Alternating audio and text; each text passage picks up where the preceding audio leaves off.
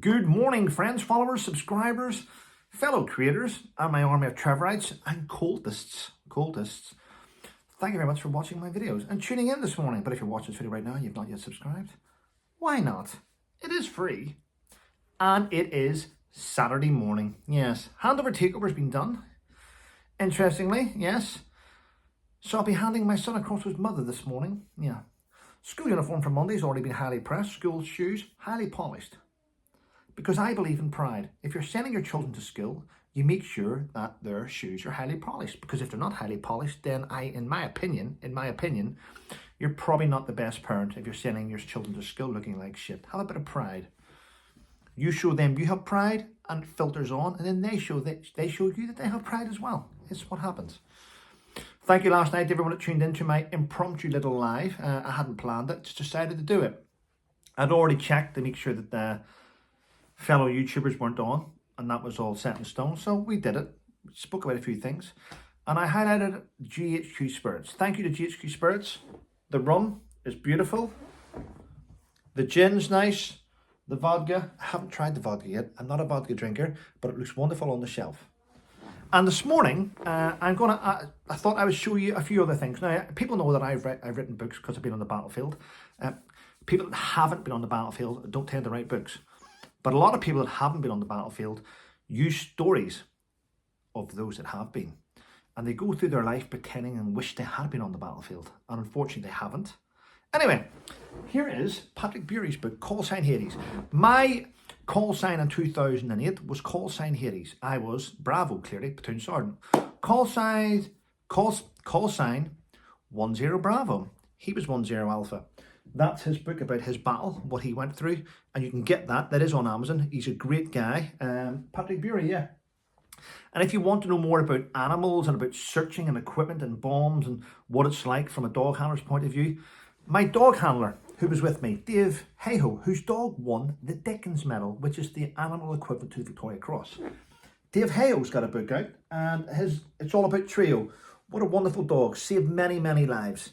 And actually retired and went to live with Dave. So wonderful.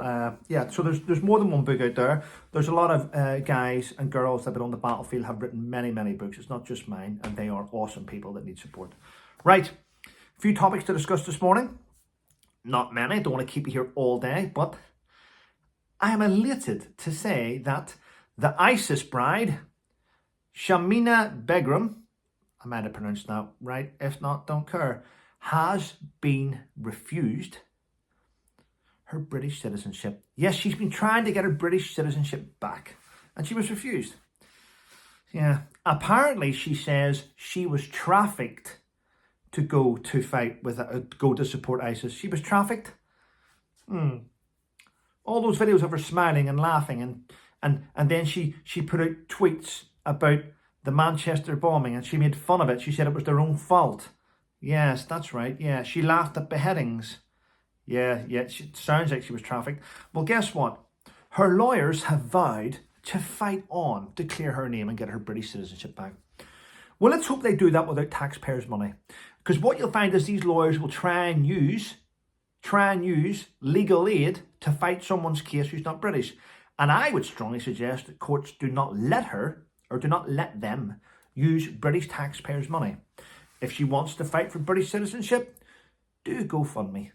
Do GoFundMe. Because I don't think British people should have to pay taxes to fund her legal aid. That means no. Not off with the head. That means no. We shouldn't have to do it, and hopefully we won't do it. Right. Now here's one that is interesting this morning, which made me giggle. Ready? Now, as we know, there is legal teams in the US fighting to get the artist formerly known as Prince Harry. They want his immigration papers open so they can see if he lied on the immigration forms about taking drugs.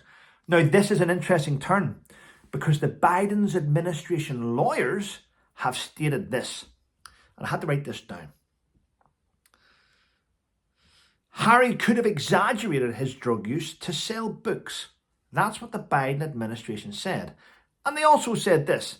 The president's lawyers say Harry admitting that he took drugs is not proof.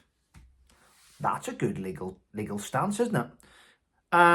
Did you do it? Yes. Still not convinced. Still not convinced. I think his days are up in the US. His days are up everywhere. No one wants him. And that's what happens when you're an asshole. Nobody wants to be anywhere near you, unfortunately. It's one of those things in life.